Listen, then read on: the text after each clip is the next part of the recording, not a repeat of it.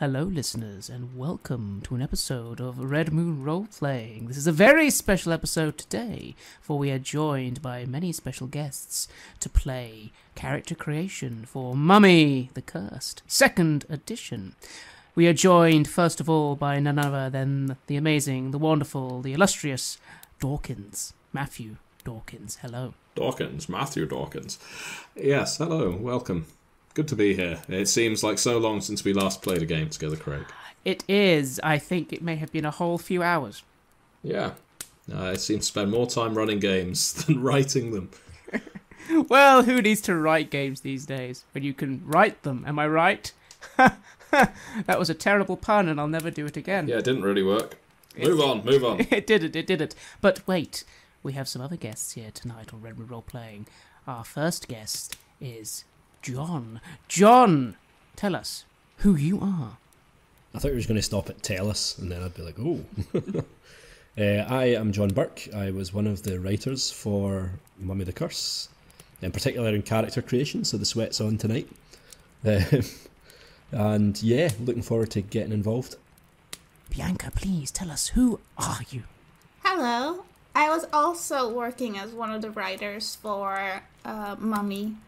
I worked on the chapter following character creation, actually, so the rules section. Ooh. Yeah, so Bianca's going to be catching me out as I'm running the game. This, if anything, this has turned into a bit of an inquisition for me, hasn't it? Yes, you're going to be quizzed on both character creation and rules, and I'll just be general quality. I'll be like, Matthew, more enunciation, come on. Which is fairly typical of you. The listeners don't get to hear that, but Craig edits those bits out. I do. Constant chastisement. Every 2 lines, it's like, Matthew, it's pronounced Jesus. Jesus! I am fairly certain in the Bible that is not how it's pronounced. But we have had this discussion many times. This is very true. So, the players are gathered, listeners, but now I shall hand over to Matthew Dawkins as he takes us through the exciting process of character creation in Mummy the Cursed, 2nd edition. So anyone who listened to our prologue for Mummy the Cursed 2nd edition will know that Craig is already playing a mummy, one of the arisen, one of the deathless, one of the protagonists of Mummy the Curse. But, having discussed with our other players, John and Bianca, what kind of characters they want to play, we've got a couple of interesting additions. They were given the choice. Is everyone going to play a mummy? Do people want to play members of a cult? Do you want a mixture? And as Craig already has one of the arisen, Bianca is going for an immortal, and John is going for a plain old human. Mortal, fragile, blood bag, able to be burst very easily, as we shall see. But before they can play them, we need to get some stats on sheets. Just like with most role-playing games, Mummy the Curse comes with character sheets and a character creation chapter. And because we're creating characters in 3 different veins, this character creation will jump around a little, just to make sure that all bases are covered. Some elements of character creation will apply to the mummy, some will apply only to the immortal, some will only apply to the mortal. And by the end of it, hopefully we'll have 3 interesting characters.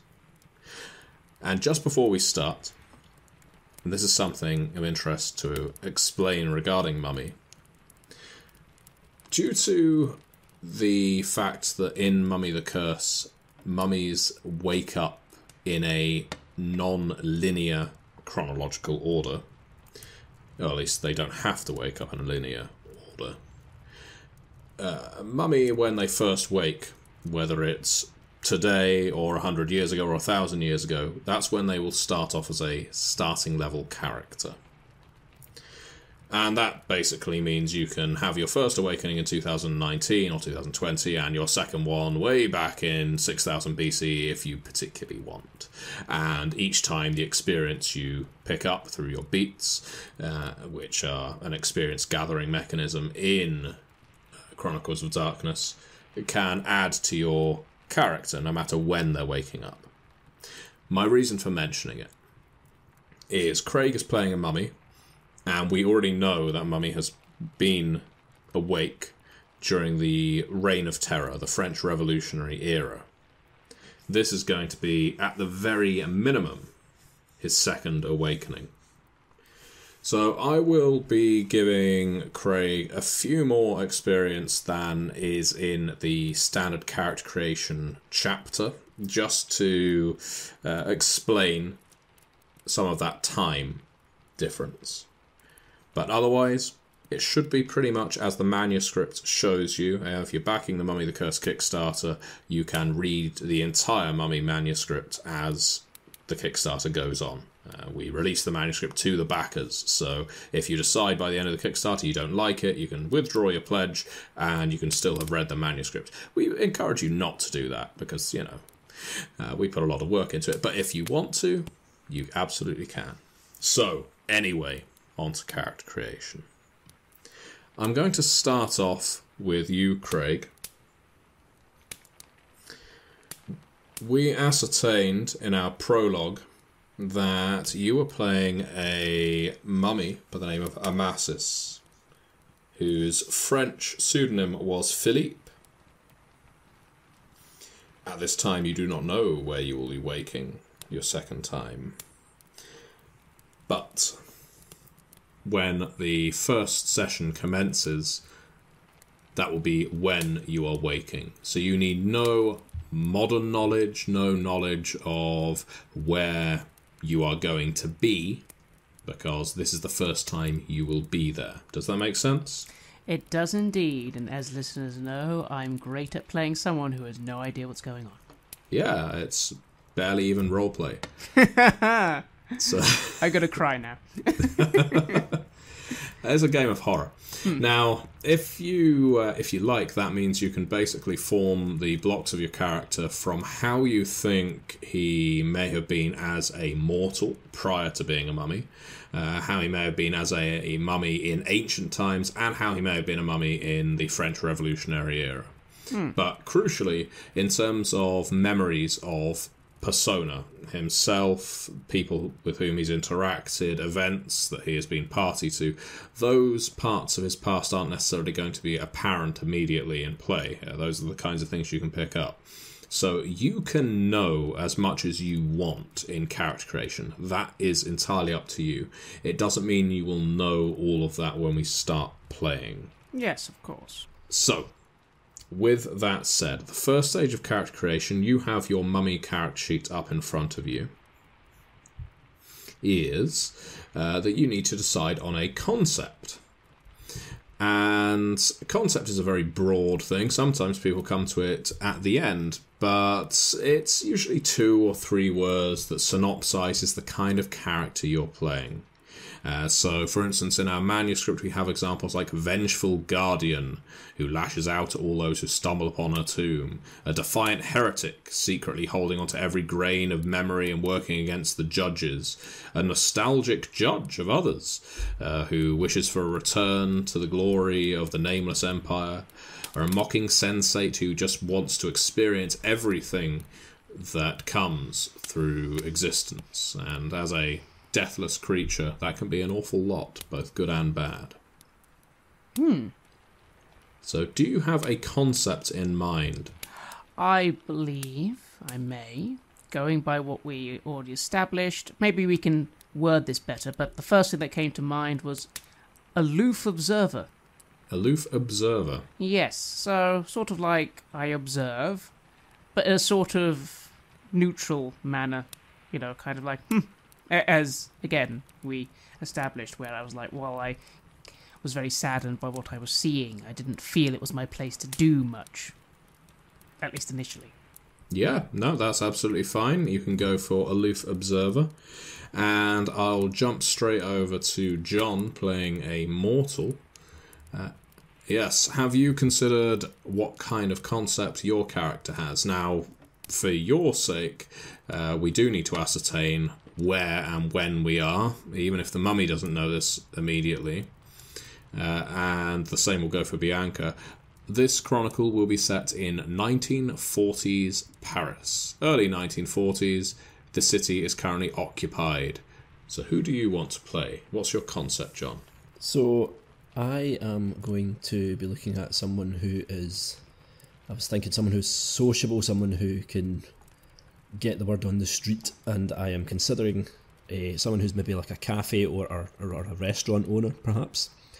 A kind of middle-aged gentleman, possibly in his late 30s, early 40s. I'm thinking of the name Marcel, because I just like that name. And yeah, someone who can kind of get a good bead on what's going on. My thought about him for the moment is that he's someone who's considered a confidant, trustworthy, someone who you can trust, someone who people can talk to and, can keep a secret, which is obviously important if he's going to be worshipping a deathless mummy. But is also quite pessimistic, particularly after the occupation. He's someone who is feeling down about it and doesn't see how it will ever end well. Okay. So, is there a short way that you would synopsize that? Just cynical cafe owner? Or a cynical information network, or what would that be? If he's the kind of person that uses his social ability to spread, not spread rumours necessarily, but spread news, do you think he has connections with the French resistance? He could indeed, yes. But probably also keeps his ear to the ground with the occupying forces also. Basically, neither of them are aware that his real master, if you want, is not either of them. So maybe not someone that's like a double agent. I don't think is nothing as grandiose as that. But someone who's seen as someone who knows things and who knows what's going on and who understands. Cynical information gatherer. Yeah. Okay, so yeah, we'll go for cynical information gatherer. And what about you, Bianca? Because your character is probably the most mysterious of all, and you can introduce the kind of immortal you're playing here, if you like. So I am playing a body snatcher.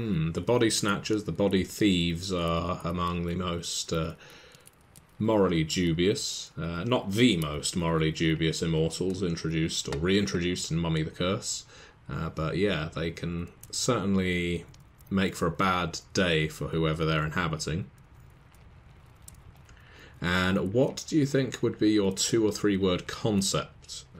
Bear in mind, again, you are currently in the same time period as our mortal cultist.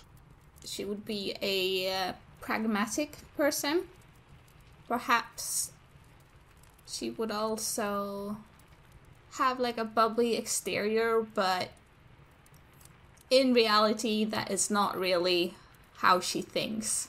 Yeah, no, it's fine. I'm alright with everyone being aloof, cynical, and what's another word that can fit that kind of mould?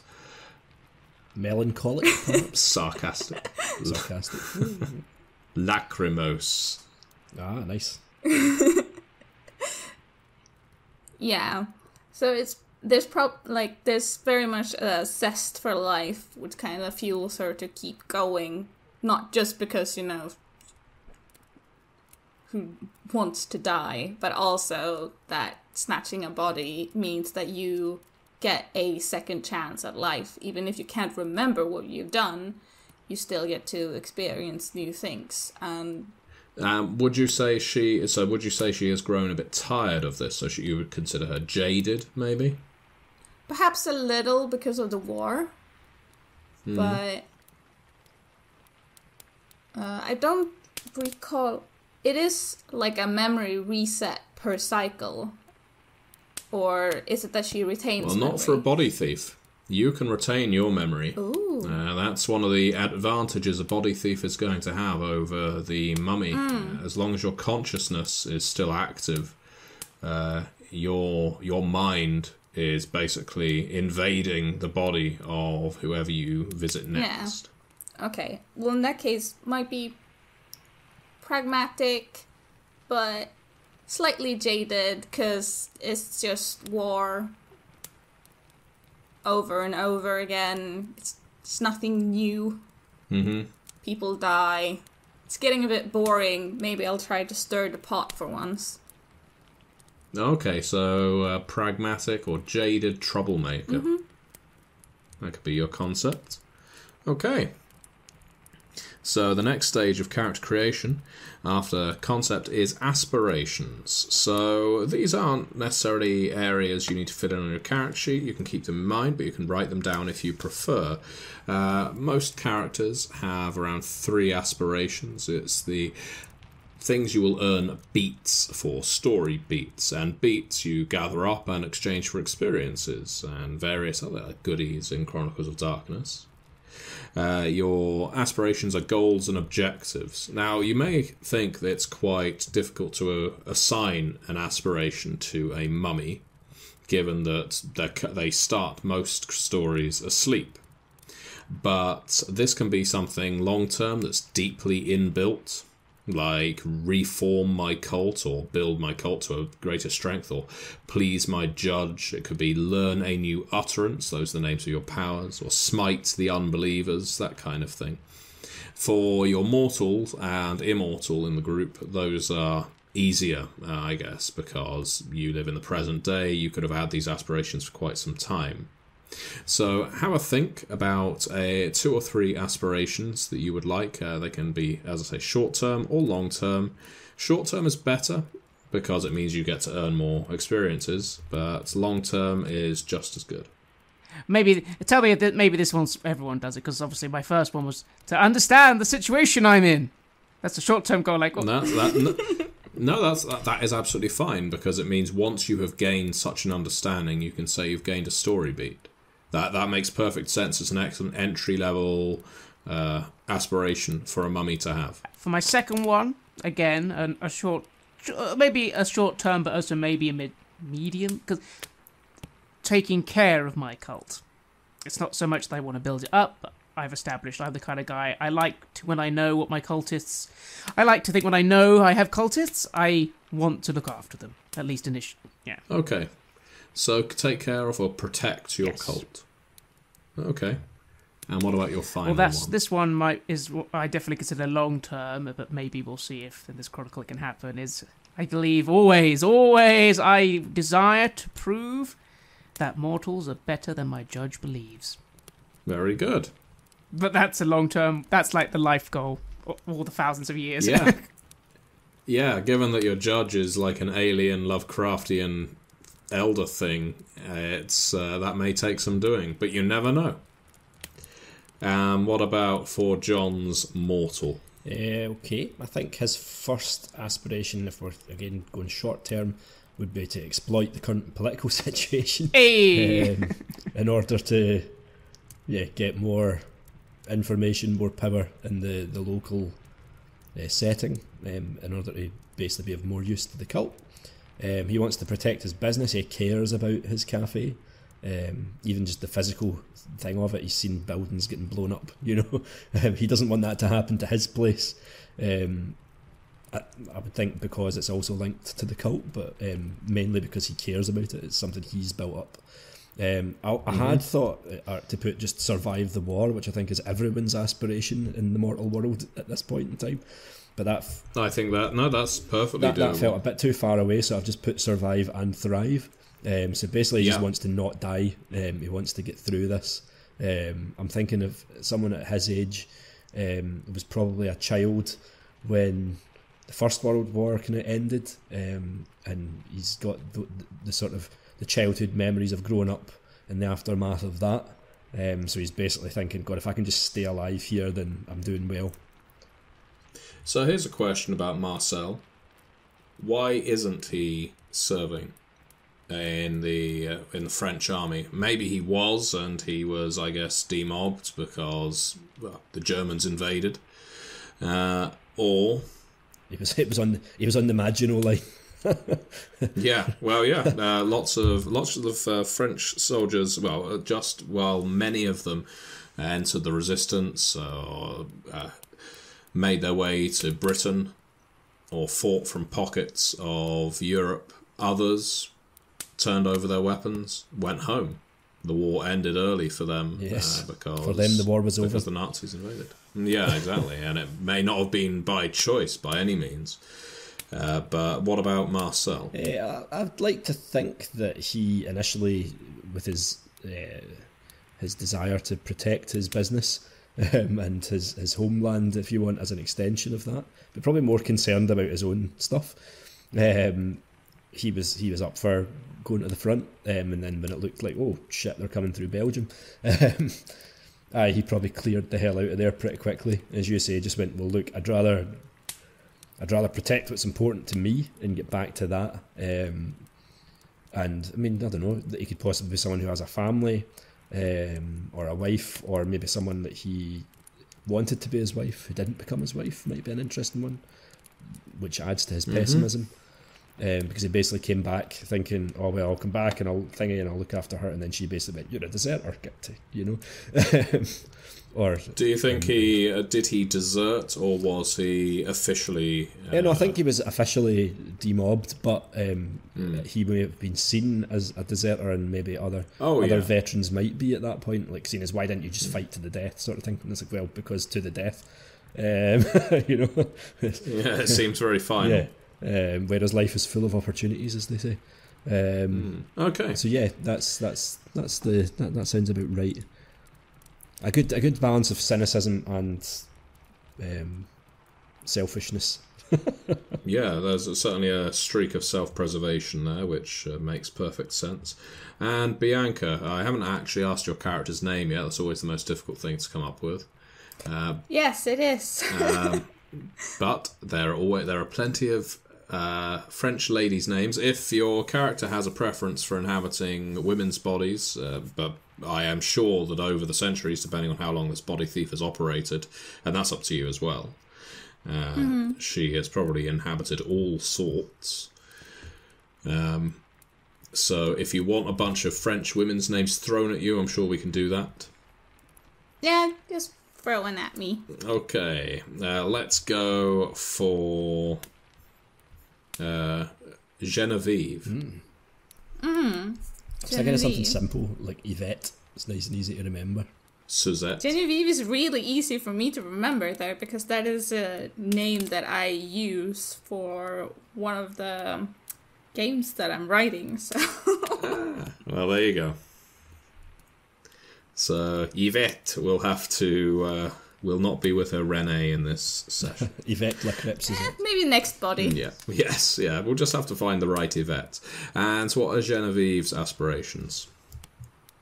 I think the first one is stir the pot, and to then like overhear someone else talk about something that she's done, but that she's done kind of from the shadows, you know. So it's a bit of the thrill of hearing, like, oh, did you hear about this rumor where that building got blown up? And then I'm just sitting in the corner giggling, going like, yeah, that's me. So I did something. So she wants to stir the pot as one aspiration, but she also wants to basically revel in her own infamy as another. Okay, so yeah, she's a real piece of work with Genevieve. She's an agent of chaos in Paris. I'm wondering how she's going to fit in with the cult. But we will have to see. That'll be in terms of play.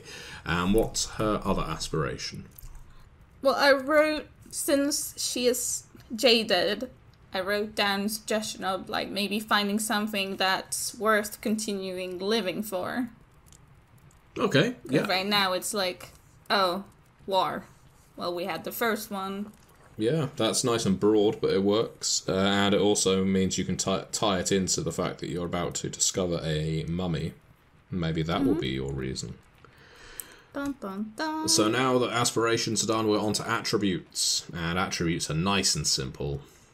As in all Chronicles of Darkness games, your attributes are divided into 3 categories: mental, physical, and social. And those of you looking at character sheets right now will know mental attributes are intelligence, wits, and resolve. Physical are strength, dexterity, and stamina. And social are presence, manipulation, and composure. Every character begins with a free dot in each attribute. You then prioritise 3 categories. One is primary, one is secondary, one is tertiary. You have 5 additional dots to distribute among your primary, 4 in your secondary, 3 in your tertiary. So you can make your choice. Go through your spread, and I will check back in very shortly and find out how you have allocated. We don't need to aim for party balance in this game. The game will be tailored to the kinds of characters you create, which sound mostly social right now. I've already done this, so Yes, have I. Okay. if you wanna talk about it, I will. Well, let's keep going the same rotation. Craig, what's your primary, secondary, and tertiary? You don't need to break it down point by point. Well, Matthew, my primary stat will be social, my secondary, mental, and my tertiary, physical. Lovely. And what about you, John? Exactly the same, actually. Social primary, mental secondary, physical tertiary. And Bianca, are we about to see another replicant? Well, yes. That's that. Could you look up and to the left, please? I really don't mind. That just means that it's going to be a very socially focused game, and it's not going to be heavily dependent on getting into fist fights. That's no bad thing as far as I'm concerned. So you can spread your dots as you wish. Of course, it does mean there will be an inevitable fist fight during which we will lose. All 3 of you are thrashing around like Mr. Burns. So then we have skills. Now, for the listeners, I'm not going to be reading out every single skill in Chronicles of Darkness. There's quite a few. But you can look up any Chronicles of Darkness 2nd edition character sheet and you will see the skills that are available to our characters. Of note, in Mummy, because mummies and other immortals could have existed for a very, very long time, you have access to less common skills that I guess don't so much appear in the 20th and 21st century, like archery and ride. And of course, if this is the first time you've woken up since, as in Philippe's case, here, the 18th century, he's unlikely to have computer. He could have drive if he has skill in driving a carriage, but that would probably be rather specialised. He wouldn't suddenly be able to drive a car. Now, he can retroactively justify it. And this is one of the wonderful things about Mummy the Curse 2nd edition anyway, if I can put my advertising hat on for a sec. If you want to play a mummy that innately knows how to drive this Alfa Romeo, then you can. You don't have to know how your mummy knows how to do that. Because unbeknownst to your mummy, you may have woken up in the future and you just don't have the memory of it yet. You just know how to drive, you just don't know where you gained that knowledge. So you can think of it like that. So in short, there are some archaic skills you can adopt if you particularly want. Otherwise, just use the skills on the sheets. Skills are split between mental, physical, and social as well. Your preferences do not have to fall in the same lines as your attributes. And in terms of skills, your primary category has 11 dots, secondary has 7, tertiary has 4. That's the mummy assignment. And for mortals and immortals, it is the same. 11, 7, and 4. Now, John, as you appear to be rather on the ball with this, I wouldn't be surprised if you've already done it. You're correct. And again, you don't need to break it down point by point. I will ask, after you've given me your breakdown of what's primary, what's secondary, what's tertiary and skills, tell me about some of your highest rated and some of your completely absent or low rated. Give me a bit of a story behind why your character is so good at this, if they know. Obviously, as I said, in the case of the mummy, you may not. So, John, yeah. What's your order of preference? I've went with exactly the same as my attributes in this case. Okay, we may see that for the other two characters too. So social, primary, mental, secondary, physical, tertiary. I've placed all... If I just talk about where I've placed my specialties, I guess, because that's probably the key stats. So Marcel is has specialties in empathy, socialise, and subterfuge. So this is someone who is good at, if you want, reading people, good at getting a feel for a person. You know, in even like a room or a crowd, might be quite good at seeing the way the wind's blowing. He's obviously socialised. He's very astute. He owns a public-facing business. He's very good at socialising with people. He talks to them, which in turn increases the number of people that attend his establishment, because they know Marcel's is a place where they can go and have a good time and a good chat with the owner, who won't judge them for being horrible Nazi scumbags. And subterfuge because, he essentially is living a double life and is aspiring constantly to keep that quiet in order to protect his business from the prying eyes of the Gestapo and the resistance alike. And out of interest, going into your secondary and tertiary, are there any standout skills there? I've given him a couple of dots in politics, and I think that would be standard. This is a very politically charged era. A lot of people had a lot of things to say about politics. There was a lot of political philosophy flying about. And I'd like to think that he has at least a passing understanding of a lot of it, and possibly strong feelings one way or another about how things should be run. And I'm going to say that he is very much a believer in, if you want, the liberty, the idea of liberty, which is and brotherhood, which is interesting because he's obviously someone who's devoting himself to essentially be the cultist of an undead, or, well, not even undead really, a deathless being. But within that, he believes that, we should all be governed properly, but within that, we should have freedom to be ourselves and to do our own thing and to have our own business. He's also got a couple of dots in investigation, which I thought someone that likes to listen and pry into things and try to figure out what's really going on out there. Someone who sweet talks the kind of senior staff of the local constabulary and or occupying forces, to get to the bottom of who's coming in and out, what's going on, and would be someone who knows how to check up his facts. Okay, and final question I have regarding Marcel is: was he a dreadful soldier? Often the case when people create former soldiers is they end up with no dots in firearms, or brawl or athletics. I'm actually saying that he was, if you want, he was more of a, rather than a soldier, he was someone that transported things. He was in logistics. So I've given him a dot in drive, and he has a little truck that he drives about. So his job was basically ferry supplies and ammunition from depots to the front line, to the Maginot line, and it might actually be how he got out of there so quickly. Like when he found out what was going on, he's like sitting there with a shipment, and then just went, "Okay, I'm just going to turn around." Just drove away.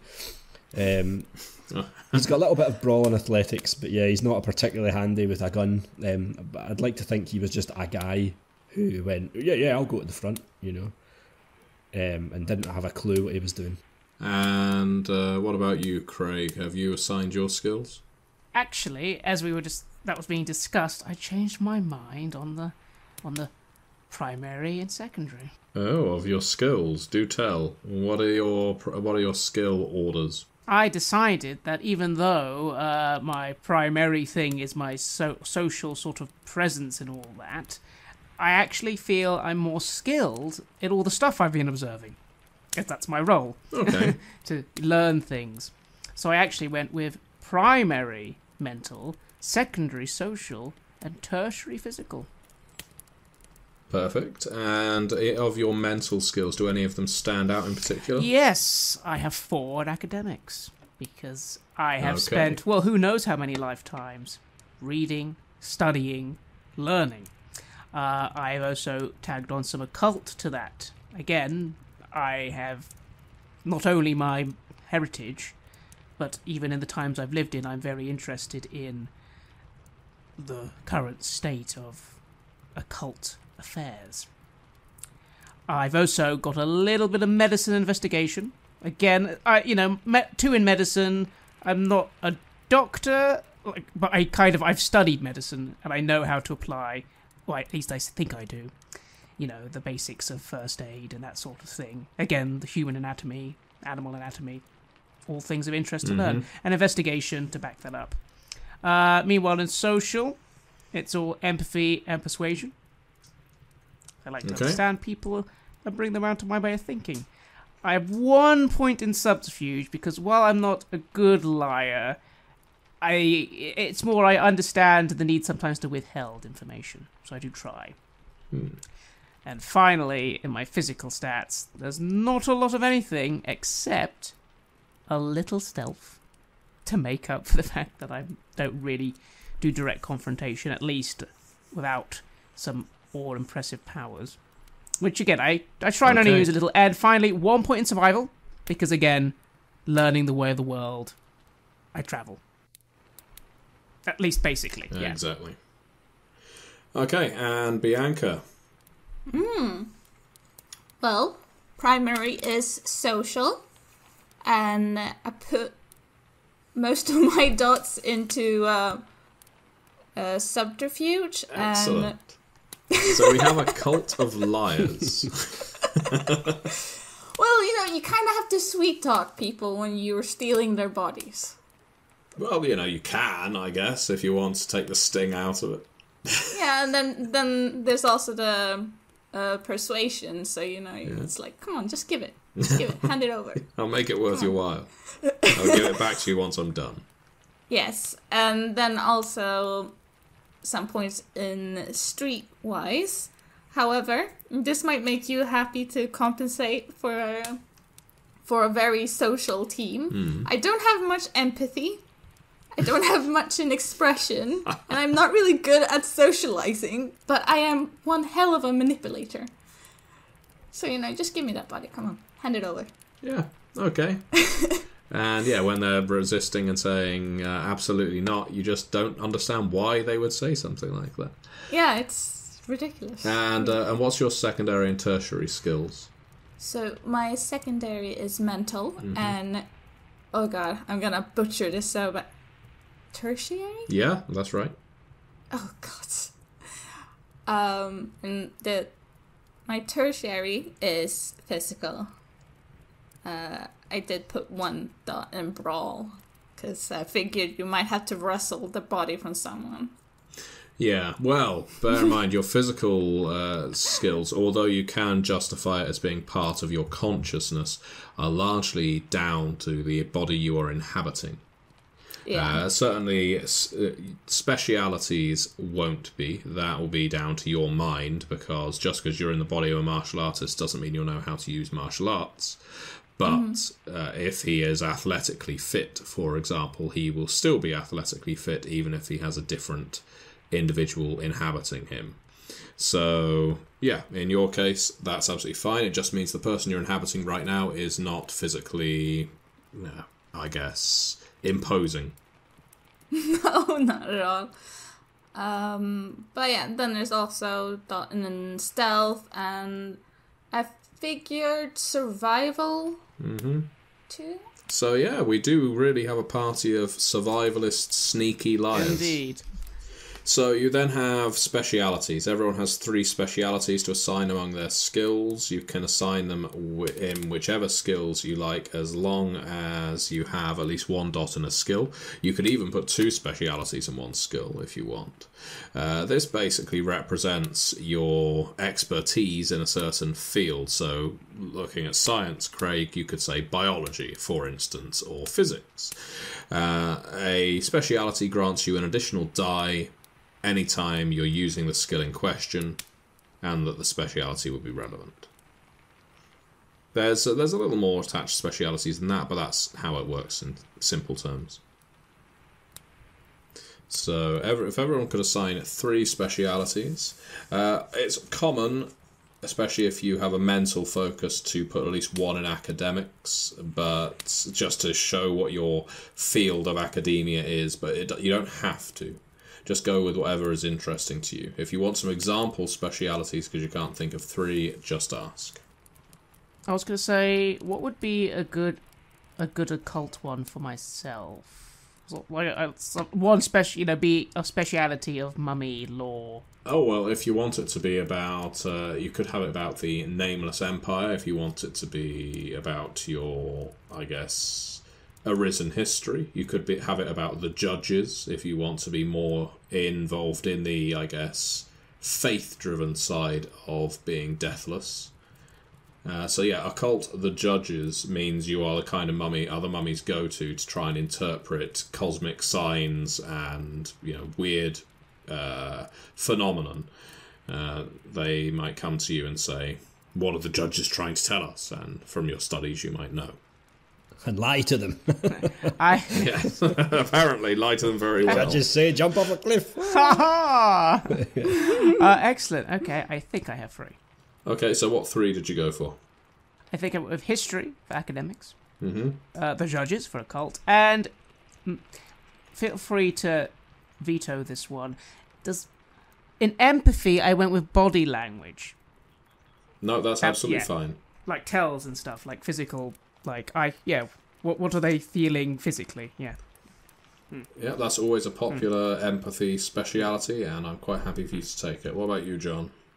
Yep, I've got, I think I mentioned already, empathy, socialise and subterfuge. Going from the bottom up, I put into subterfuge hidden agenda. So the idea behind that being that it's mostly to do with disguising, well, not just what his agenda is, but that he actually has one at all.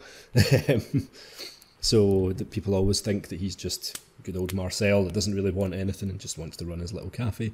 For socialise, I have carousing, so he's good at getting people to talk, even about things that are maybe things they shouldn't be talking about. They might tell him because he's got one of those faces. And for empathy, I've got read the room, so it's more to do with rather than look at an individual and kind of reading the body language or anything like that, which he's okay at that, but it's more getting a sense of a body of people, of a crowd, and kind of going, God, we better get out of here, there's a bad atmosphere, that sort of thing. He knows when to leave. He knows when to hold them and knows when to fold them. Okay, and what about Bianca? So I put anatomy in medicine. I'm not sure if it should go into science instead, but I put it there. It depends what you're doing with that knowledge. It's more of a morbid interest. I think it's probably more appropriate then for science. I would consider science more of a research skill and medicine more of a practical. But you can use either interchangeably. It's a pretty simple system in that regard. Yeah. And then I wasn't really sure, but I wrote sweet talk in persuasion. No, that works. That is another good speciality. And then I have one more, but I'm not entirely sure where to put it. Let's think. How do you think you usually select targets for possession? Do you think do you select people based on appearance, their lifestyle? Do you go for someone different every time because you want to experience different types of life? Definitely different. But in case of survival, I would just pick someone who is in a vulnerable position, and that is rather easy to kind of lure away. Because, one of the dangers about taking someone else's body is, of course, people might recognize you, and so it's like, do people care about the spinster who lives a mile away from town, or the prince? Yeah, prince lifestyle is kind of cool, but I do want to continue to survive, so I'm just gonna hang out. In that case, I'd probably go for empathy and put it down. Put your speciality as something like vulnerability. You can detect whether someone is weak, whether someone is lonely or troubled, if you like. Basically, you can pick up on weakness. in someone, and that can enable you to maybe wheedle out exactly why they are weak. So, moving on from skills, we go on to virtue and vice if you are not a mummy, and balance and burden if you are a mummy. So for the non-mummies in the group, virtue and vice represent, if you like, your defining behaviours. They don't have to be of the heavenly and deadly sinful varieties. And essentially what happens is, whenever you act in accordance with your virtue or vice during a scene, you reaffirm your sense of who you are, and you can regain willpower. Willpower is a resource that gets spent for getting successes, rolling additional dice, that kind of thing. So it's just a behaviour, very simple, that you can choose to assign to your character, and you can alter it in play if you go through some kind of epochal moment. And for the most part, it's just a way that you feel your character is defined. Virtues tend to be positive, but they don't have to be. They just have to be positive from your perspective.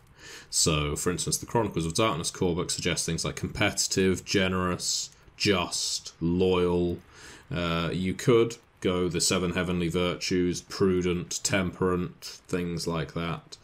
Have a think. And vice, the Chronicles of Darkness core book suggests ambitious, arrogant, competitive, again, greedy, because competitiveness can be a bad thing just as much as it can be a good thing. But yeah, again, you could go for the 7 deadly sins and go for wrath and lust and all those other fun aspects of life. So I'll let you two think of those. Now, Craig, you have balance and burden, and that's slightly different to virtue and vice. Because the balance and the burden are, in part, defined by their judge's expectation, that's their burden, and their balance is what allows them to rise above their judge's shackles and continue on their unending duty. To Irem, to their ancient civilization, and to themselves. Balance keeps them on the path. Burden is what could potentially drag them down. So, once again, you can look at the same kinds of things as virtues and vices. The biggest difference between a balance and a burden and a virtue and a vice is when you reaffirm your balance, as an example, you regain all your willpower, not just a single point. Interesting. So I think the balance one seems a little more, like, able to be done. I'm wondering, so in terms of the burden, like, if that's something that comes from the judge, what sort of thing would you recommend?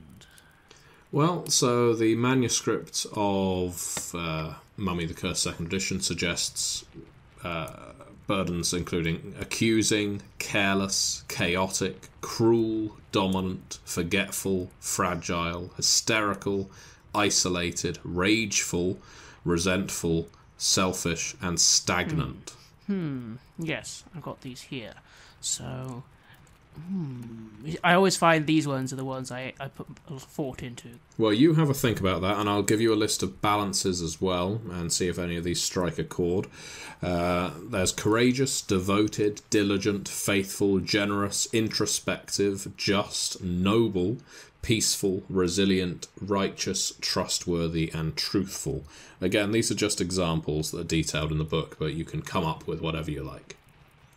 While you're thinking of that, I'll go over to the mortals. And immortal, I should say. Sorry. In fact, let's start with you, Bianca.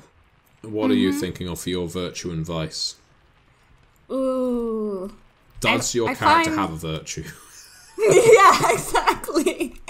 Can I have, like, a negative thing be my virtue? Well, what are you thinking? Well, I'm thinking a bit of, like, was kind of leaning on to perfectionist as a bit of a negative thing, because I do want to do something to come sort of recognized, but at the same time not famous. But I can't really find a good word for it. I keep thinking like show off. Yeah, so arrogance. That's not really perfectionist. I think you could use the word perfectionist for your vice and just portray it in a negative way. It's, I guess, almost a fixatedness in the sense that you are just going to keep doing it and doing it and doing it until it's right. But if you're trying to show it off as well, if that's how it forms, I guess, your perfectionist style, it's, again, arrogant isn't the right word. Exhibitionist in a weird way, because you want everyone to see how smart you are. The second word I thought of was flamboyant. No, that's actually a good word for it, I think. Go for flamboyant. Yeah. Okay. So flamboyant, and then I was thinking that the vice would have to be I thought that was your vice. Lie. Okay. Well, no, because having it as a virtue means not only are you basically playing it up as a kind of a vice, but it also means people are going to be attracted to you because it's your virtue. People are going to think, this person's really interesting, they're so flamboyant. So yes, what are you thinking for your vice? I was thinking that would probably have to tie into the very the lies that my character keeps spinning, but I'm not sure. Duplicitous. Yeah. Every time she lies, she is basically going to recover some willpower. Well, at least every time she fools someone. She'll never be short of willpower. Well, we can probably maybe up the ante, because it's like defy a lie. It's like, oh yeah, I totally had milk for breakfast today, and then it's like, no, you didn't. Okay, well, yeah, I think something like duplicitous would work there. And what about you, John? Well, I've gone for a virtue of trustworthy, which sounds like a weird one, considering we are the cult of the eternal bullshitters. That's what your Moret is going to be called, is it? I thought about it more as, instead of like you can trust, you can take everything he says to the bank. It's basically more a case of, if he says he's going to do something, he generally does it, and he keeps secrets. He doesn't, go around spilling his guts to everyone. He's very selective about who he tells what. So he is seen as someone that could be trusted with slightly more privileged information. His vice is that he's pessimistic. He is very down in the dumps about what's happened, about his spurning by this perhaps unrequited love of his, and his position in society, which in a way probably drives him to try to change for the better, but in many ways actually I think as the vice it would be more that he thinks that society should be changed to suit him rather than the other way around. So he's like, if everything was different, I would be fine, but everything's terrible and awful, and it's the world's fault that I'm in this position. I like that. Okay, and let's move on to our mummy. I believe my balance will be introspection. I find inner peace, and I find my confidence from my own counsel when I simply meditate or think to myself. Well, Christ knows you can't rely on these two. Well, I'm a mummy, these are great cultists of mine, but at the end of the day, I'm the one who knows best. Mummy knows best. Exactly. Now this might go a little weirdly, because I thought that my burden, well, I'd rather call it emotional than hysterical, but emotional. As in, while I'm all aloof and all introspective and all peaceful and nice, when something happens to either one of my cultists, so you guys, or something happens to, stop what I want, then I can get a little just, no! And just throw tornadoes. Much like, at the end of the session we did, where suddenly my dear friend was shot, and I was like, lightning bolts, even though it caused me to, cease to be. So yeah, I think in many ways that is why I'm trying to be aloof and try and be emotionless, because when I do care, I care too much, and I go a bit like, no, my favourite pet bird. No, exactly. Aww. And that includes you folks. I love you guys. And you see your cult as an aviary. Yes, my little bird children. Yeah, this is gonna go badly. We are 1940s Twitter. Yes. Oh, so there God. you go. Emotional and introspective. Okay, so touchstones come next. Now, I'm going to go so far as to say that the mummy in this case doesn't have one. Touchstones are a way of recovering memory more quickly, and also the mummy can gain beats, reminisce beats that essentially help with memory gain whenever the touchstone gains all willpower in their presence. Basically, a touchstone is an individual, usually a mortal, of incredible value to the mummy. But as we know, mummies don't stay awake for very long, so these are bonds that are formed through passion. And when the mummy essentially helps a mortal attain their virtual vice, whereas this mortal would usually only gain 1 dot by practicing the virtual vice, the mummy allows them to regain the full whack. It also pays back to the mummy because they get in experiences as a result. As you have not been awake, you do not have a touchstone at this point. Now, when other people are running this, you can do that differently. You can set these touchstones ahead of time. A good way of doing it is basically having a certain resonance between people. You can do this genealogically. So, in other words, your great-great-grandfather was my touchstone, and therefore you are now. You can do it through reminiscence. You remind me so much of a cultist I once knew 500 years ago. That kind of thing. So you can assign touchstones immediately if you so wish. We won't go through that step for our game, but it's just something that's available to other people. So this takes us on, and we're going to be going through the Mummies template a little right now. So what I would suggest, John, while we're waiting, and in fact Bianca too, John, you're going to want to start looking at your merits. I'm way ahead of you, mate.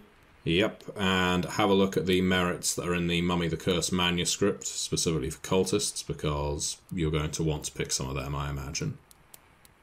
And Bianca, you are going to want to look in chapter 5 of the manuscript, which is Immortal Foes, because there is a template. So it's the Endless Micro template. This is starts on page 64, creating immortal characters. This is basically what you will be doing differently to a normal mortal. Otherwise, you gain the same number of merits as a normal mortal, and you can buy them from the Chronicles of Darkness core book or from chapter 3 of the Mummy the Curse manuscript. So I'll let you look at that. But while you're both doing that, and we'll probably cut that bit out, we'll go back to Craig. So, Craig, we're now going to be discussing your Mummy's Decree. So the Decree is the foundation of your enduring sense of self, the medium by which your soul has survived the right of return and through which you are empowered to return again and again and again. There are 5 decrees available for your arisen character. You cannot later change your decree. Your decrees are, and I will read these out verbatim, and you can tell me which of these appeals to you. Ashem, the Jackals, are unflinching guardians and wise occultists. They confront fear and help others do the same. Deshret, the Falcons, are ambitious visionaries and zealous champions. They test themselves and pursue greater heights of accomplishment. Keru, the Lions, are passionate heralds and vital, thrill-seeking beings. They pursue the exhilarating highs and grievous lows of existence with equal enthusiasm. Nesrem, the Bulls, are enduring sentinels and tireless devotees. They overcome challenges and create lasting legacies. Usheb, the Serpents, are cunning tacticians and clever manipulators. They hunt for hidden truths and ravenously pursue knowledge. I can already tell which one you're probably going to go for. But you don't have to play to type. Which decree do you think most closely defines your character? Well, I think in my case it's actually 2. So then I'll because okay, Usheb, the Serpents, but also maybe the Ashem, the Jackals. So what do you think? Are those two seem to, because on one hand the Serpents, it's like okay, knowledge pursuit, but then there's also the element of like cunning tactician, and I'm like, well, I'm not really a cunning tactician. So then I go, that's what Hashem with the wise occultists and unflinching guardians, because I think, yeah, I'm into the occult and I do see myself as guardian type. But what do you think? Those are the 2 I'm thinking. Which one do you think for me? Well, I was thinking Usheb, but so now that you come to mention it, yeah, your character isn't so much a tactician or manipulator as he is a guardian of his cult and of the judge's will. So I think Hashem actually makes most sense. So you are one of the jackals. Yes. You can put in your decree Hashem, and your defining pillar, which we will get to very soon, is Shiut, or Shoot, which is the shadow. Every mummy is made up of 5 pillars. And these are essentially the 5-fold components of a body, of a soul, of a being. And your defining pillar is shadow, Shiut. You are going to begin play with an affinity. Every decree grants an affinity. Affinities are like a second tier of powers that mummies have access to. They have utterances, they have affinities, and they have merits. And the affinities fall somewhere in the middle. Your bonus affinity that you get just by being one of the Hashem is called Jackal's Shade. We will get into what these things do during the course of play. I will be discussing these with the players as time goes on and off recording, but for your sake, Craig, you have Jackal's Shade, and you can put that in your affinities section of your character sheet. And we then have Guild. Most Arisen belonged to a guild before they were turned into Arisen, and those guilds have persisted throughout time and form essentially collectives of mummies, reasons for mummies to congregate together. Now, most mummies congregate in merets, and they can consist of mummies that belong to different guilds, rival guilds, or all of the same guild. But beyond that, you have this guild political structure, which sometimes has holes blasted all the way through it because, of course, sometimes all the mummies of a certain guild in a certain city, or gnome as cities are called in Mummy, are asleep. But they have ways of sustaining their guild lore, their knowledge, exchanging that kind of thing, passing it on. It's very important to remember which guild you're a part of. The 5 guilds, and you can choose which of these you belong to, are the Markep. They are spies, manipulators, and watchdogs. They observe, gather information, and examine the principles underlying each iteration of civilization they witness. You have the Mesen Nebu. They are alchemists, revolutionaries, and deal makers. They seek potential, prosperity, and transformation, and watch how the web of commerce and trade ensnares each civilization in turn. The Seshahebsu are diplomats, lawkeepers, and arbiters. They preserve knowledge, seek wisdom, and study the tangled threads of cause and effect. The Su Menent are necromancers, priests, and advisors. They chase the mysteries of life and death and observe how ruination and disaster shape the course of cultures and nations. And then you have the Tefarpi, leaders, architects, and geomancers. They seek power and influence through connections and symbols of the divine and follow the rise and fall of great cities and monuments. Well, the Su Mahet sound really cool, but I'm probably Sesha Habisu.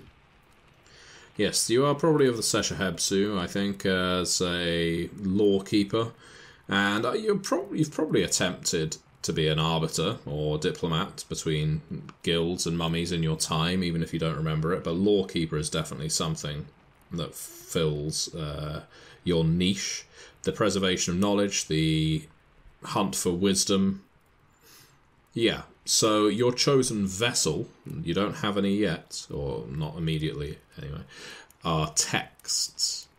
Now, every single guild has a chosen vessel. Vessels are artifacts, relics, vestiges. These are essentially magical but cursed items that mummies can use and their cultists can use. And your particular one is based on scrolls, tablets, the written word, basically.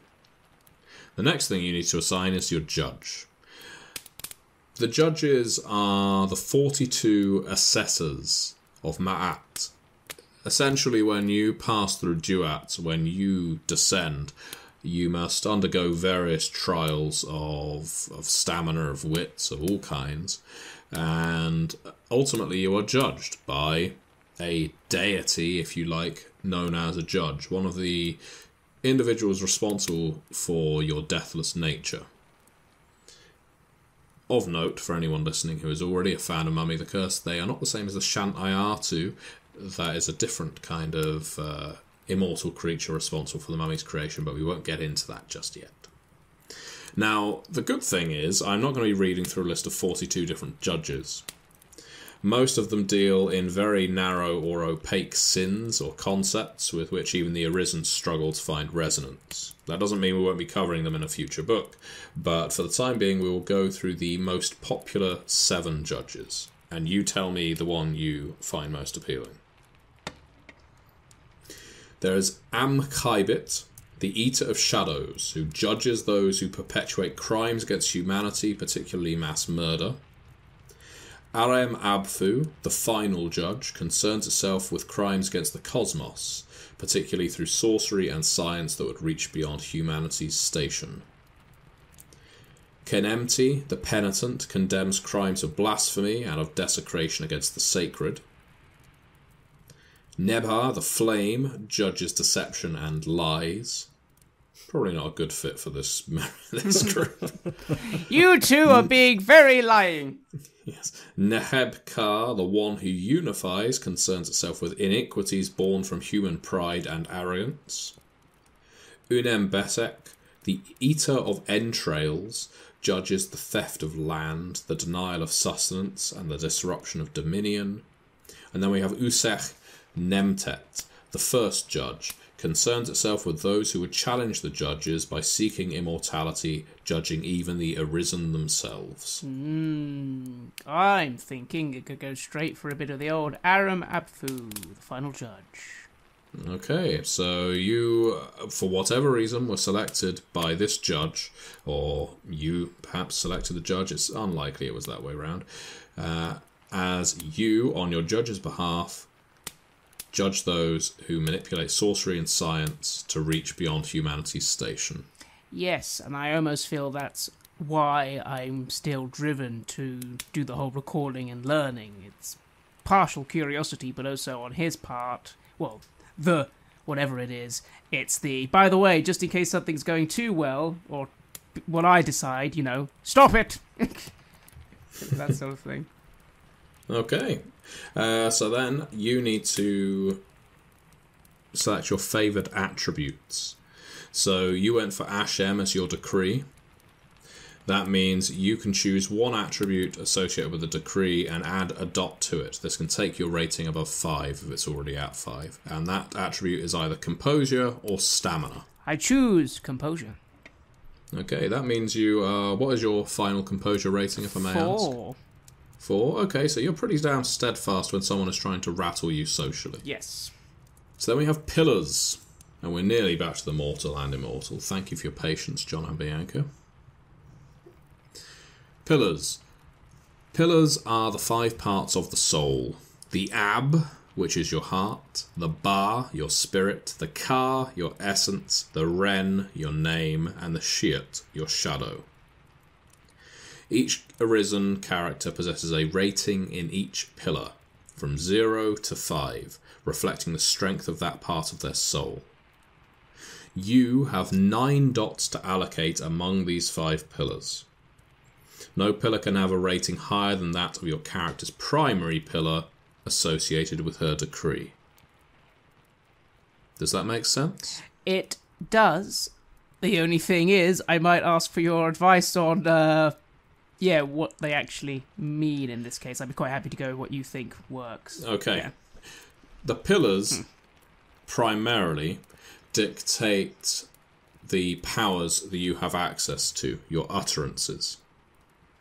As utterances, quite a fun little mechanical feature where they are great, immense, cosmic powers, but they each come at 3 tiers, and each of those 3 tiers is accessible to different pillars. So, as an example, Awaken the Dead, which is an utterance that does pretty much exactly what it says.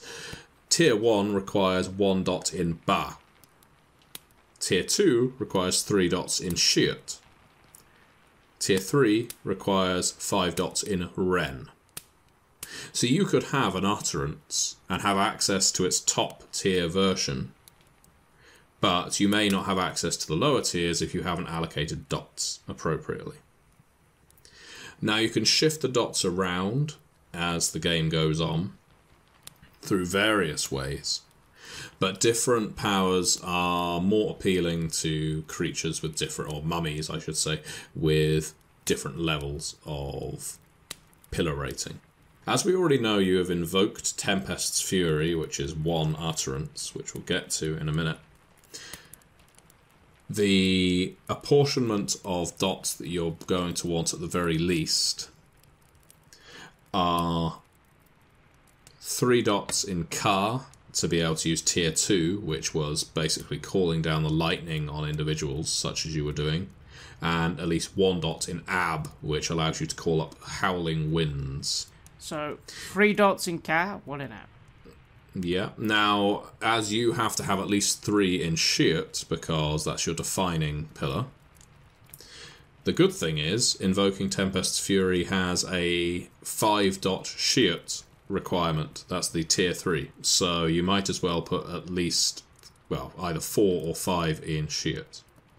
So, hang on, 1, 2, 4, 5, 6, 7, 8. I mean, if I put 5 in Shiat and 3 in Ka and 1 in Ab, that's my 9. Now, that may make you think, well, I can only access 1 utterance. But there are other utterances that require 1 dot in Shiat or 3 dots in Shiat. And as you have 5 in Shiat now, you can use Invoking Tempest's Fury at its maximum level, but you could also use another utterance at a lower level because you have that number of pillars. Does that make sense? Yeah, it does in terms of when I look at them. Yeah, it makes sense that there's a lot of options here. And is it a bad idea that I'm putting 5 in one thing? Is that a bit overdoing it? No, not at all. There are some powers that you can only access if you have a dot in every single pillar, but you don't need to have a dot in every single pillar. It just means your character is very focused, and that's absolutely fine. Awesome. Well, in that case, for speed, then yes, I'm happy with that. 5 in Shiat, 3 in Ka, 1 in Ab. Okay. So with your pillars assigned, we then have affinities and utterances. Dun-dun-dun-dun. You begin play with an affinity dictated by your decree, which you've already noted. A single affinity chosen from those of your guild, which was the Sesha Hebsu. And any other affinity that you meet your prerequisites for. So I'm going to go through the affinities available to you, and we will see which appeal to you. So you are a member of the Seshahebsu. Yes. The Seshahebsu's affinities, you have three options. I will go through them. You have Eyes of Justice. Eyes of Justice allow you to have a sight that cuts through deceit. You can basically see through disguises and stealth. You might be able to detect the perils of a relic, a cursed relic, that kind of thing. Master of the Written Word. You can augment your writings in any basic way to fade and become invisible, to instill any statements with truth and urgency. Your writings can always be understood regardless of the language they're written in, that kind of thing. And you also have Lawmaster's Guile. With a mastery of this affinity, the Arisen can sense the truth in any writing, film, or other media she examines. She may also detect if the text, film, or recording is real or a forgery.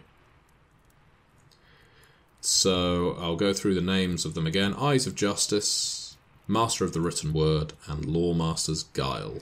I think Eyes of Justice goes with my, being a sort of people observer, as opposed to the other two. Although the third one sounds quite interesting for some chronicles. If it was a more modern day one, that'd be quite. Haha! This is definitely a forged internet video. But no, Eyes of Justice. Let's do it. Okay. And the other affinities, the general ones that you might qualify for, what I'm going to do, because that is in Chapter 3, which you have access to, Craig, I'm going to let you look through the gaining affinities section of that document while I'm going over merits with the other two players. That is absolutely fine with me. Now, just before you do that, keep that in mind, because the last thing you need to do is utterances. Yes. Now, you've already kind of chosen one utterance that you're going to end up with, which is good. Helps us immensely. You pick two utterances, and you already have an utterance called Dreams of Dead Gods, which you can note down in your character sheet. So you have Dreams of Dead Gods, you have Invoke Tempest's Fury, because that was the one used in the prologue, which means you get to choose one other utterance. Now, there's a lot of very fun utterances in this game, and utterances are your godlike powers, the kinds of things you've seen in movies like The Mummy, where you can become a swirling sandstorm with a mummy's face within it, where you can command a swarm of scarab beetles, that kind of thing. Excellent. And they all, I imagine, have, they're prerequisites in terms of the pillars. Yes, exactly. So just like I want you to choose a general affinity for your character, I would like you to choose one of the utterances that we've not been through. So not Dreams of Dead Gods and not Invoking Tempest's Fury, because you already have those. Choose one other, and you don't have to be able to qualify for all three levels of it. Keep that in mind. But it does make sense for playability purposes to at least be able to qualify for one or two of the levels. Of course, and I can now start looking at my affinity and utterance, and we can go to the others. Yep, so that means we're over to merits. Thank you very much for your patience, you two. So, Marcel, which merits did you go for? I have taken 5 merits, and I'm supposed to have 7 points, but I actually get 8 because I get a free point from one of the merits that I took. So I've started off with the Scorpion Cult Initiation, which I think you probably have to take since I'm in a cult.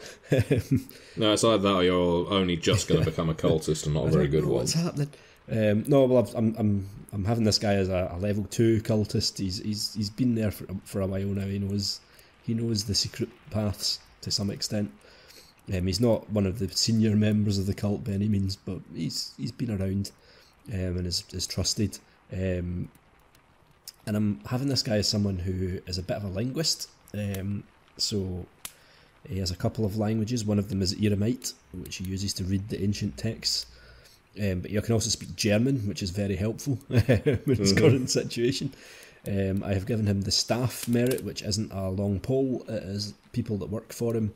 So there is at least one other person, I've put 1 dot in it, at least one other person working in Le Chrysantheme, which is his cafe, with a nice sort of Eastern feel to it in the decor. I've given him 2 dots in fast talking, because I thought that played in nicely to his how he operates, and a dot to finish off of resources, which represents the disposable income he has after he's paid his staff and whatever overheads he has. He has a dot of resources left to spend on himself. Perfect. And then we have Genevieve. So, as a body thief, Genevieve has to decide, or I should say Bianca has to decide what kind of body thief Genevieve is. This is something we didn't cover. Is she a mentally talented or magically talented body thief? How does she transfer from body to body? Now you can just choose one broadly, and we can go into the details off mic, essentially, and it will all be revealed in the game. Or you can have an idea in mind. We can be as flexible as you like. There is no hard and fast rule behind how you exchange bodies. At least the idea that I've built up in my head now is that I have to kill the person to take their body. Mm-hmm. Maybe it's part of a ritual or something like that, but it's definitely involves some physical action there. So do you kill the person before you take their body, or does your taking the body kill the person? I'm thinking that it's, depending on the ritual, it's probably that they're dead before or that they die during.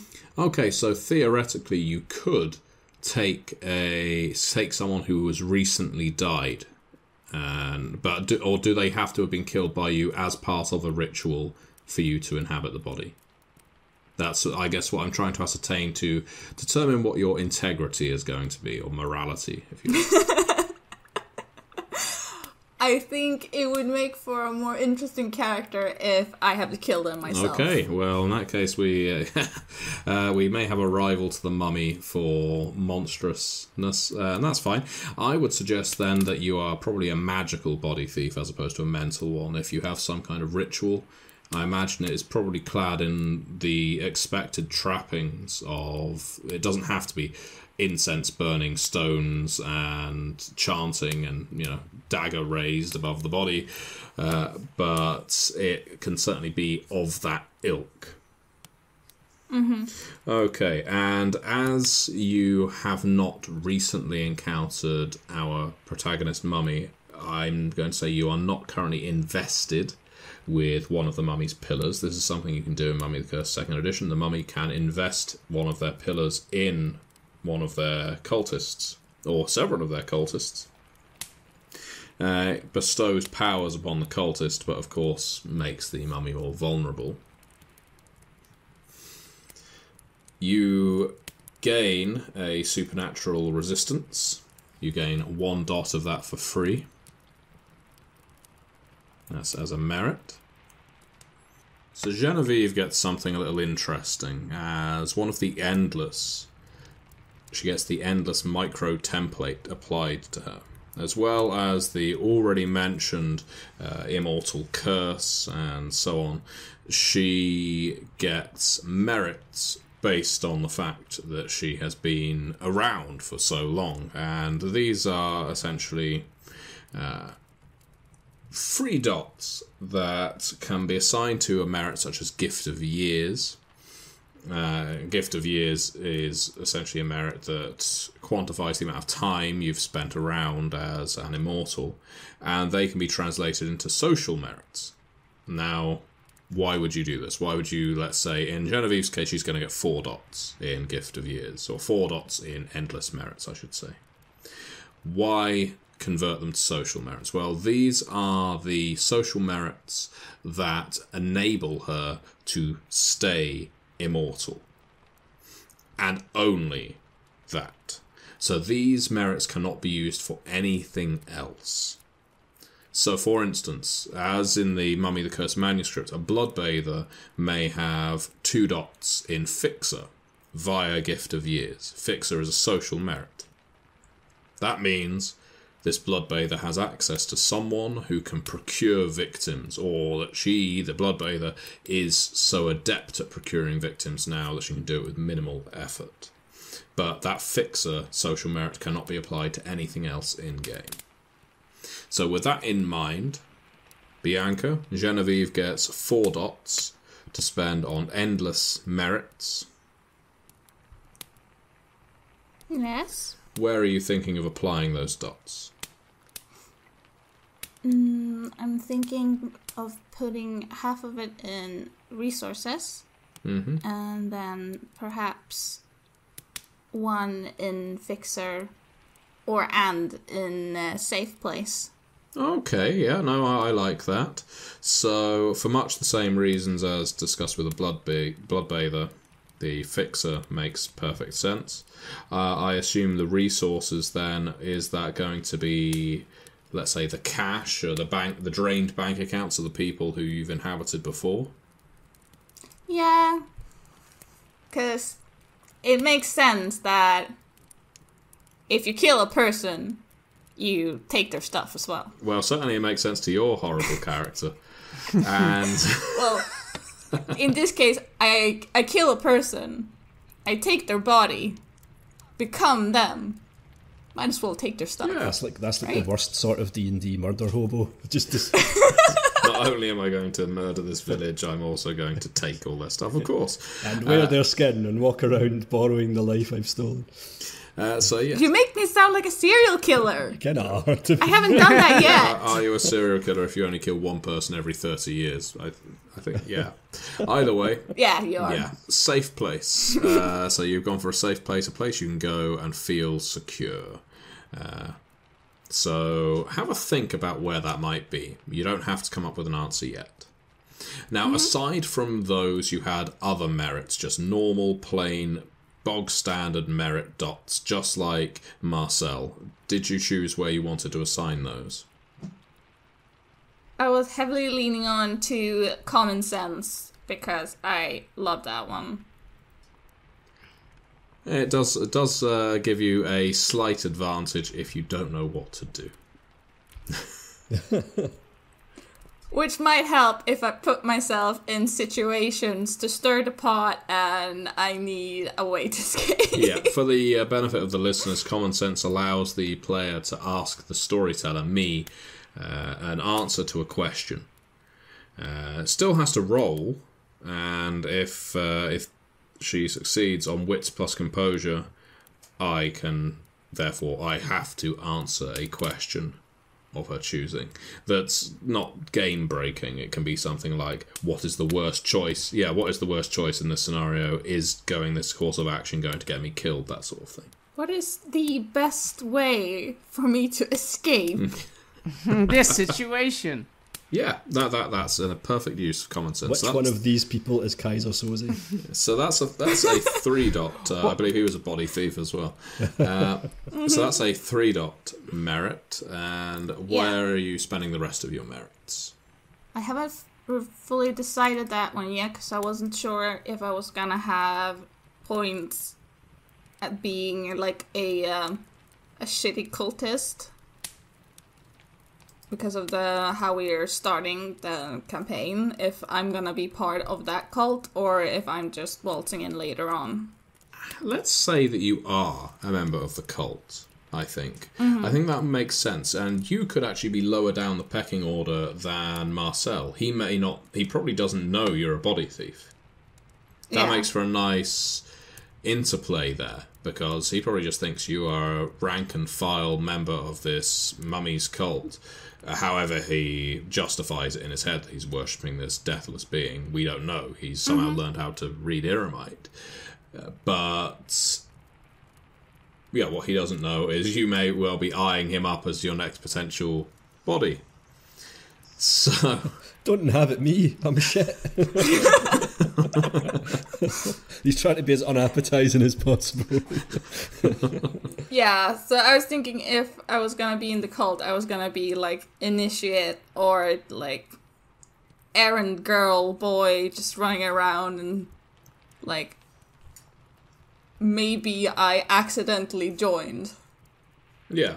In a sense where it was like, oh, well, this might be fun. This sounds like a cool You group. could be someone that works in the cafe. You could be my Yeah. staff. And the cafe could be your safe place. Oh my god. Okay, yeah, okay, so you've got 1 dot in Scorpion Cult Initiation. Mm-hmm. So you are an initiate. Yeah. That allows you to gain either a speciality in Iramite religion for academics or bureaucracy speciality in politics, just so you're aware. Mm-hmm.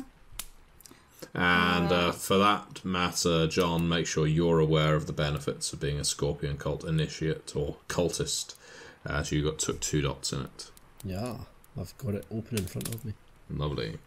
So, Bianca, I'll let you choose the rest of your merits. Yep. And we'll go over to Craig. Hello. How are you doing with your utterance and affinity allocation? Well, Matthew, I believe I have chosen some. Whether or not I fully understand everything about them remains to be seen, but I think I've chosen ones that sound fun, so let's go with them. So, That's the main thing. For affinities, I'm going with By Steps Unseen. And can you explain to the listeners what that one does? That apparently means I can always attempt to hide. So I'm assuming in any situation I can just attempt to hide, rolling the dice pool for that. And if I succeed very well, I kind of then can teleport a certain distance. Yep. So basically, if absolutely no one can see me and I do well on the roll, I can just basically teleport quite a bit of a distance and just be like, hello. I can just see my character now standing there. He's buggered off. Yeah. Or I could just come up behind Marcel every now and just be like, Marcel, oh, what the fuck? I noticed you were cleaning the glasses. Badly again. Marcel will just turn around and scream the word bees at you. So yeah, that sounded like quite a fun one, especially as, that goes with my stealthiness. And just a bit of teleporting. And even if I don't roll well, I think I still have successfly hidden myself from view.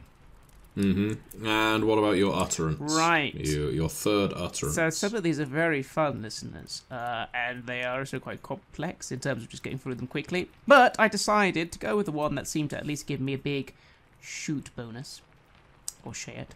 And that is Dust Beneath Feet. The ground, sort of stone, earth controlling spells.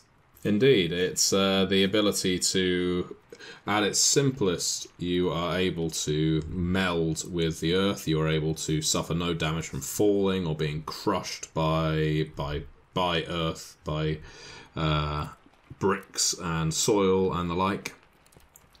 At its most complex, you can create earthquakes, essentially, and destroy entire cities. And thanks to my 5 levels in the Pillar of Shadow, that gets a bonus, which means the spirits of the dead rise up as well.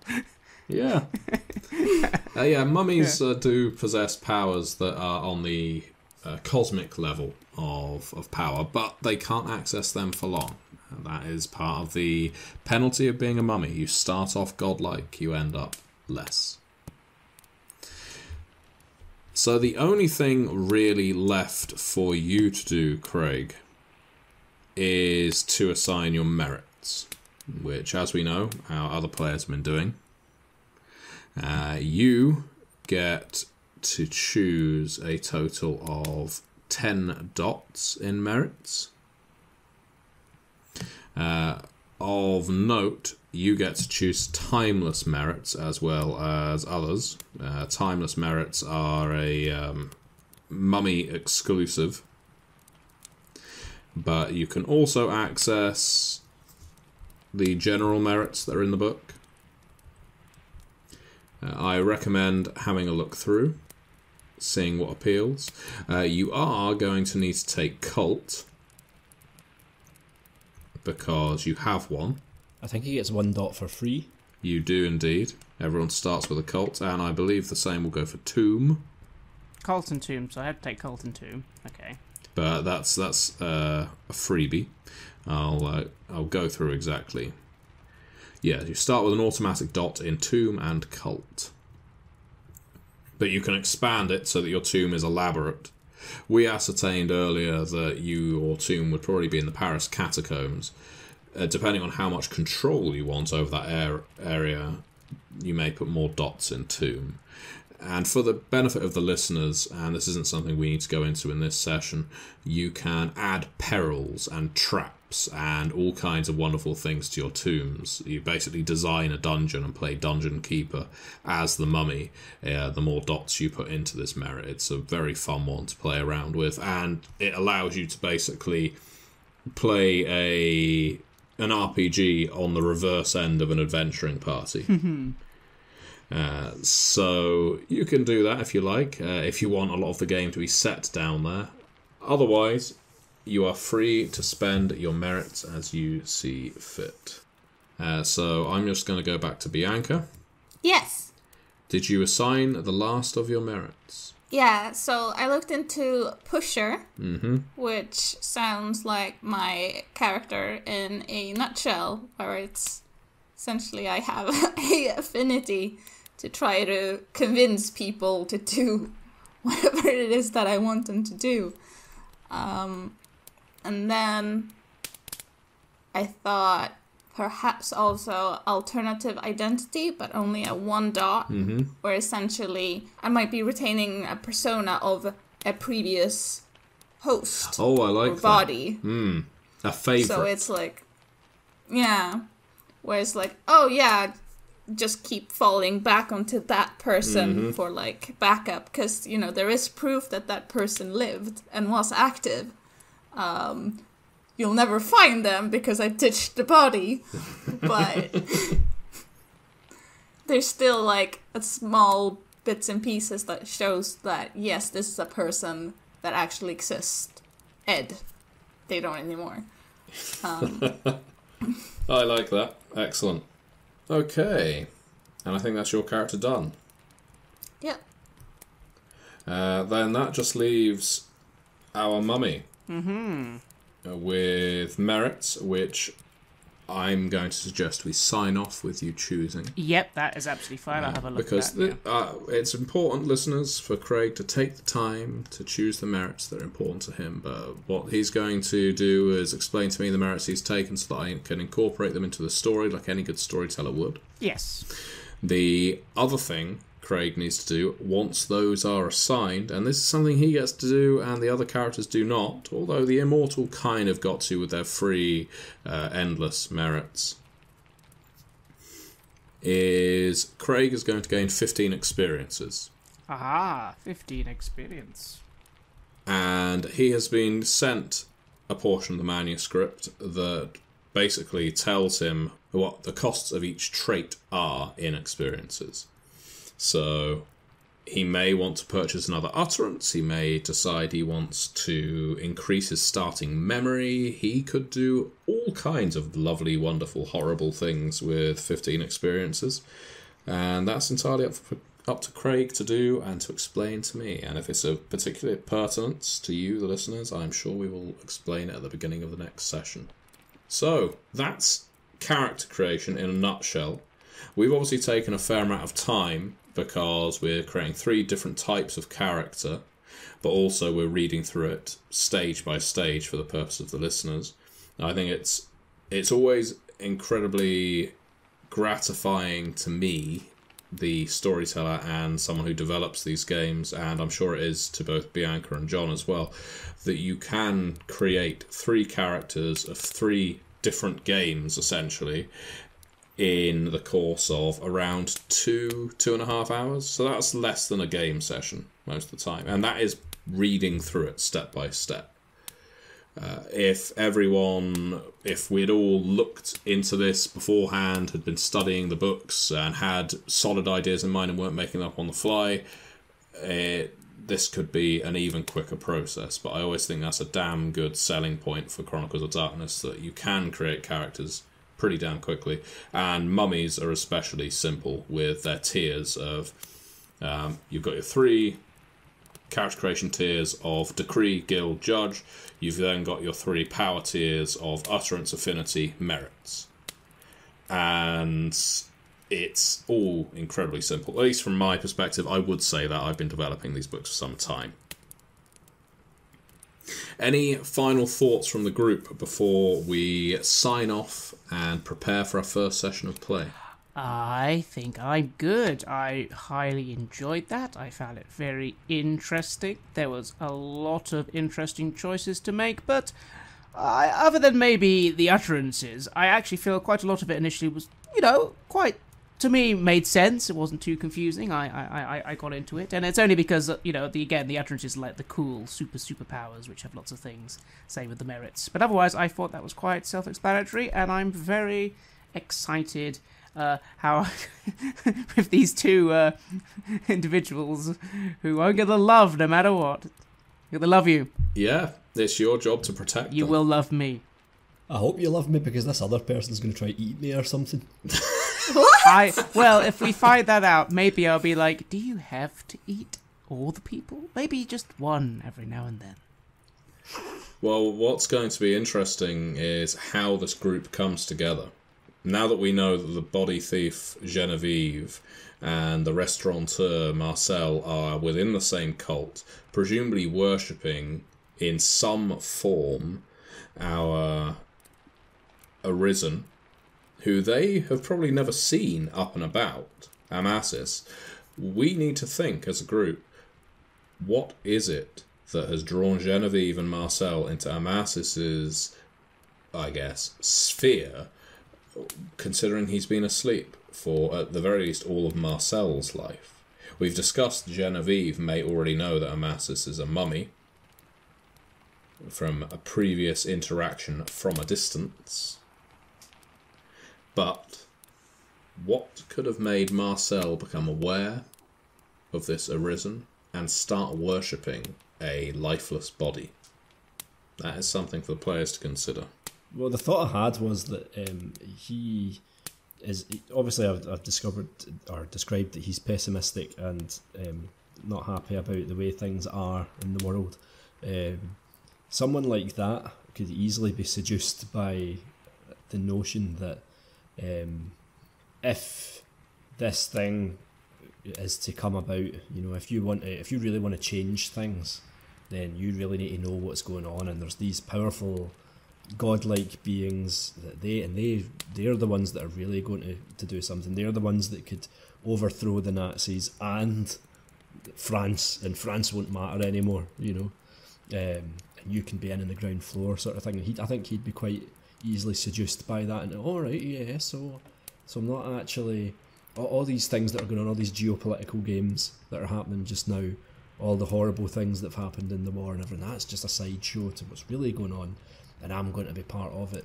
And I think he would throw himself into that to try to make himself the hero that he wants to be, and not just so much save France, but like in so doing, position himself as the hero, if you want, as the person that is responsible for bringing it about, or one of the people responsible, and obviously benefit from it. Lovely. So he was probably inducted by possibly someone that he met on the front, or someone that he met after he came back, but he will have been inducted by a more senior member, and they may be dead now or have died or something like that. They have gone missing, and that's what we will establish in the beginning of the Chronicle, and that is, it may be, why you're going to go and wake up the mummy, because the leader of the cult has gone missing. So now we have our hook. We know how you got into it, and we know that your mentor has disappeared. There we go. We have our establishment. That's good. So thank you very much, all you players. Thank you very much, all you listeners. And good night.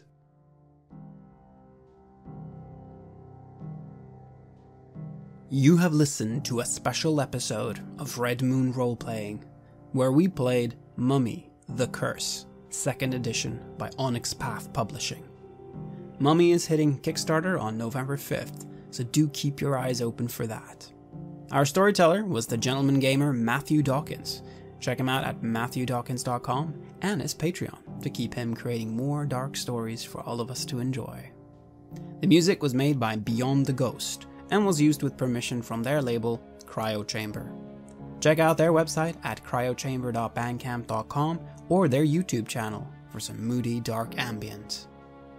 We would like to give very special thanks to our champions of the Red Moon, Martin Hoy Showbear and David. And we would of course also like to thank all of our patrons for making the show possible. If you want to support our work, please check us out on Patreon. You can get access to bonus campaigns for Cult Divinity Lost and Coriolis there, as well as get early and raw access to all of our recordings. You can also get your name read on the show and play Cult with us.